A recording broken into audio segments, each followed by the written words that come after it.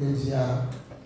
di jégalu bu baax si retard bi nga xam ne am na fi ndax joxoon nañ leen rendez-vous depuis 15 heures te ñu ngi ciy jégalu bu baax a baax du yoon la prochaine fois incha allah dinañu góorgóorlu nga respecté heure bi nga xam ne ñu ngi leen jox di jégalu journaliste yëpp ndax yéen képp ku leen xam-xam ne du ngeen raté rendez-vous te da ngeen bëri liggéey donc xaw nañ leen a pénaliser tuuti ñu ciy jégalu bu baax ñun waa rappel à l'ordre yëpp bu loolu weesoo ñu ngi leen di dalal responsable rappel à l'ordre yëpp sama jàmmoñ di suñu secrétaire général di suñu coordinatrice en même temps Antis Diop donc Assane bu Thiès ak ñeneen ñëpp ma teg ko seen loxo ñu jàllale ko ci li ci des am nañ aussi ay invité ku mel ni Boubacar Fall bu rassemblement des travailleurs du Sénégal am nañu aussi suñu benn frère suñu benn grand moom Modou Coumba Ndour aussi di nuyu aussi tamit ñëpp ñi nga xam ne ñoo teew ci woote bi donc rappel à l'ordre c'est un mouvement boo xam ne bi muy juddu dafa fekkoon ne ñun gannaaw bu ñu jàngatee ñi fi nekk régime bu bees bi ñëpp gis nañ ne bi ñu ñëw ci nguur gi li ñu créé woon mooy kaw li ñu créé woon mooy désordre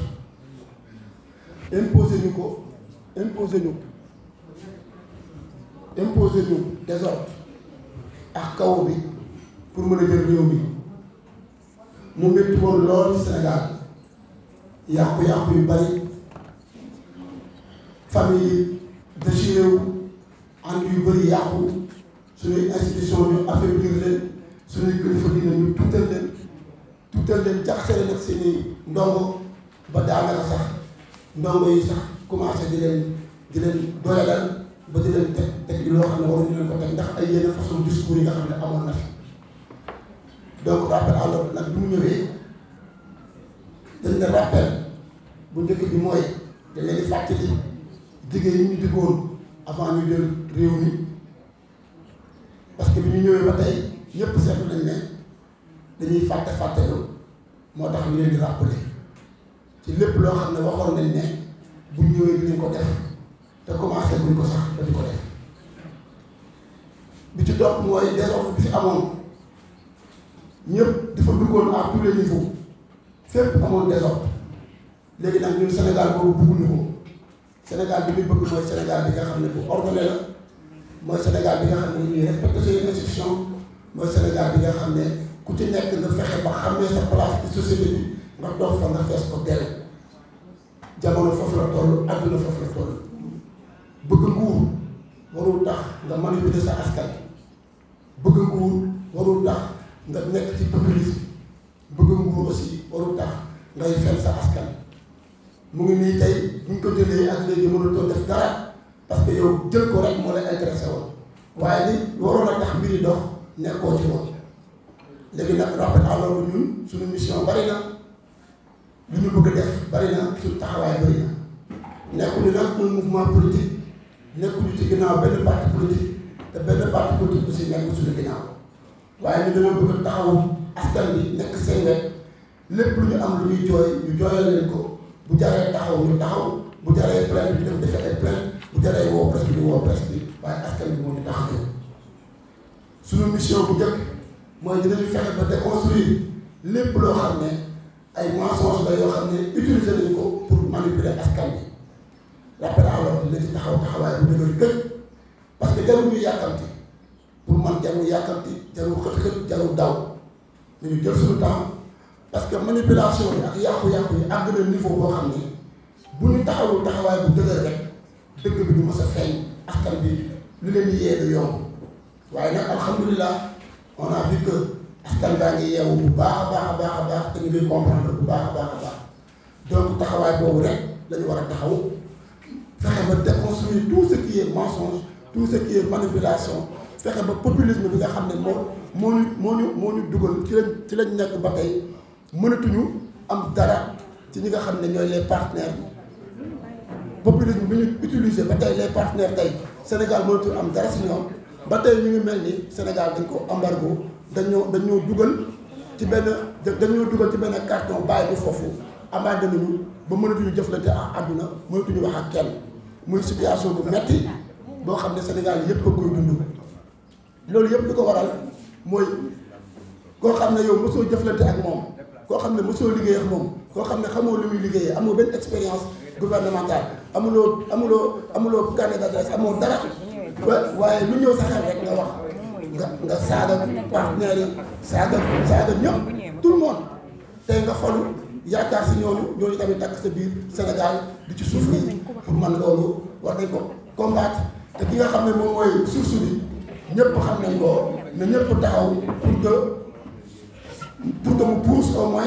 bàyyi situation bi nga xam ne parce que man dama gëm ne tant que mu ngi fi situation boobu moom mooy continuer donc ñu ngi invité Sénégalais yëpp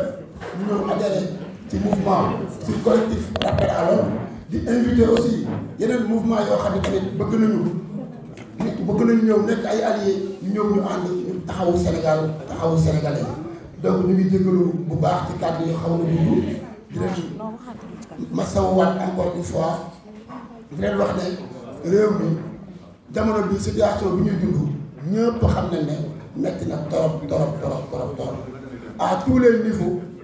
tey Sénégal jafe-jafe yi ñu dund mosuñu ko dund ci suñu àdduna tey jii nii privé bi moom ñëpp daanu nañ privé bi daanu na ba employeurs yi sax dañu am problème jamono bi seen diggante ak seen liggéeykat donc mu nekk ay jafe-jafe yoo xam ne Sénégal mu ngi koy dund te wax dëgg yàlla il est temps que ñu def une mobilisation générale pour que vraiment sénégalais yi ñu delluwaat ci Sénégal bi ñu nekkoon Sénégal bi nga xam ne suñu kilifa diine dañ leen warmaal jox leen seen i gëdd Sénégal bi nga xam ne armée dina jouer rôle am tranquillement sans pression procureur kenn du ko jox ay directives wala di ko jaarale fii naan ko jaaral fële Sénégal bi nga xam ne dinañuy respecter suñu république dinañuy respecter suñu institution Sénégal bi nga xam ne on aura des citoyens modèles des jeunes yoo xam ne dañuy jàngi xam-xam école wala ñu jàngi école wala ñu jàngi métier waaye mu bañ a nekk ay jeunes yoo xam ne dañuy traîner ay politiciens di leen utiliser di leen jox ay xaalis ñuy taal ay polo di yàq ay kër jàmbur ñun bëggatuñu Sénégal boobu. rappel à l'ordre mu ngi woo toute la jeunesse sénégalaise ñu gën a yeewu par rapport ak sunu yenn politiciens yi nga xam ne ay manipulateurs lañ man nag dafa am benn localité bu ma jógee muy Casamance jeunes yooyu aussi damay bëgg a attirer seen attention par rapport ak seen yenn taxawaay yi tey jii nii ñëpp xam nañ ne conflit bi fa amoon duré na lu ëpp 40 ans président yi fi jógee Abdoulaye Wade ak Macky Sall président Macky Sall joué nañ ci rôle bu am solo Abdoulaye Wade liggéey na ci lu rëy pour jàmm am fa président Macky Sall ñëw tamit liggéey fa lu rëy def fa ay infrastructure def fa lu bari ba yàlla dogal na Casamance dem ba ubbeeku commencé am ouverture ba yenn partenaires yeeg yenn investisseurs yi commencé di bàyyi xel Casamance ba di bëgg ñëw di fa def dara donc may invité jeunes yi à ce que ñu bàyyi xel loolu te ñu xam ne bés bu ñu fa yëkkatee fitna ku bëggoon a ñëw def fa dara dina ko fomm te kenn du def xaalisam foo xam ne dara newu fa donc il faut que ñu conscient ci loolu ñu invité les jeunes au travail ñu invité leen ci jàng ñu invité leen ci sàkku xam-xam suñu responsable politique yi tamit ñu waxtaan ak ñoom ñu téyel ñu réew mi ci jàmm ñu téyel ñu ko ci sutura téyel ñu ko ci teraanga donc foofu la rappel à l'ordre di woo ñëpp di leen gërëm bu baax a baax di leen sant en plus maa ngi lay nuyu bu baax di la remercier ci kàddu gi di nuyu ñëpp di leen ziar jërë ngeen jëf. Je commencerai par remercier l'assistance au premier rang desquels mesdames et messieurs les journalistes et techniciens qui ont bien voulu répondre à notre invitation. Ensuite, souhaiter la bienvenue à nos honorables invités, qui, de par leur présence, ont donné à cet événement un caractère solennel. Aujourd'hui, plus que par le passé, nous nous réunissons pour dénoncer. Nous sommes ici aussi pour rappeler aux dirigeants de ce pays ce à quoi ils ont été élus, émettre des critiques objectives et constructives, défendre les valeurs qui fondent la République, alerter, mais surtout veiller au respect des droits et libertés de nos institutions judiciaires, présidentielles et parlementaires.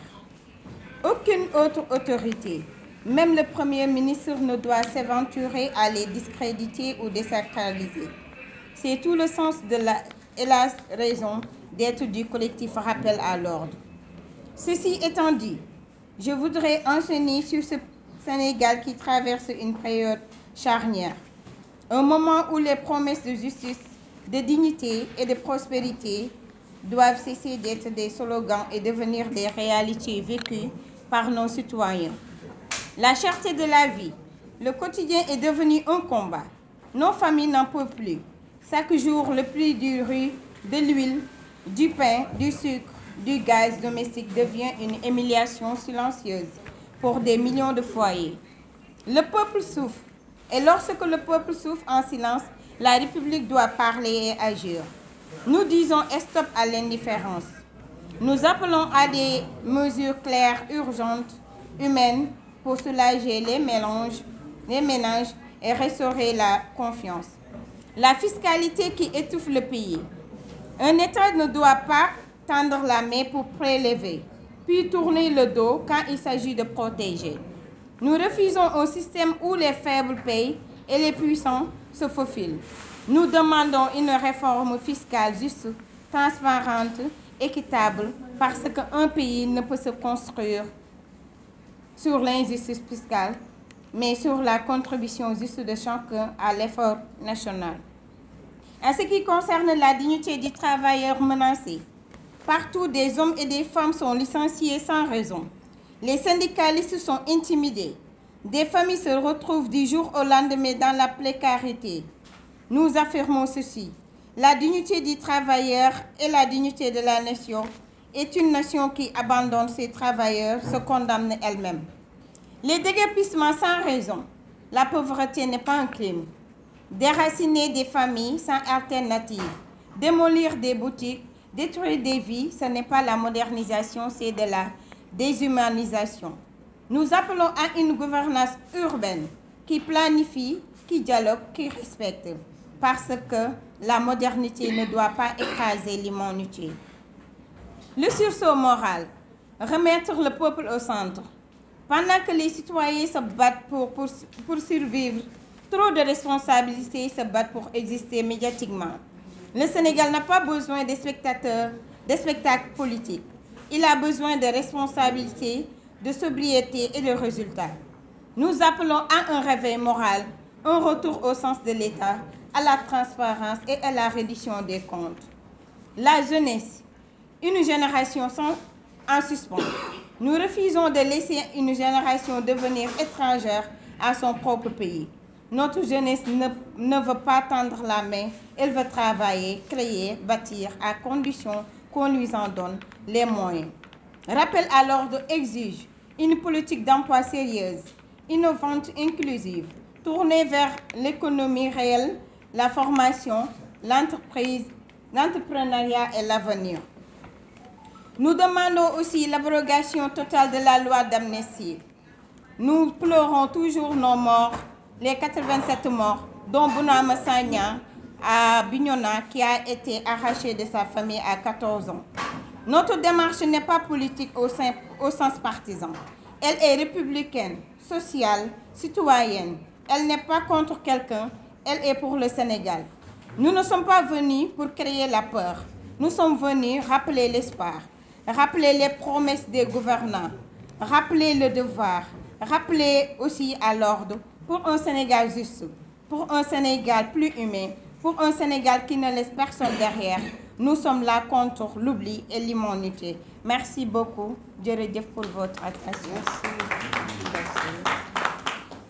Félicitations.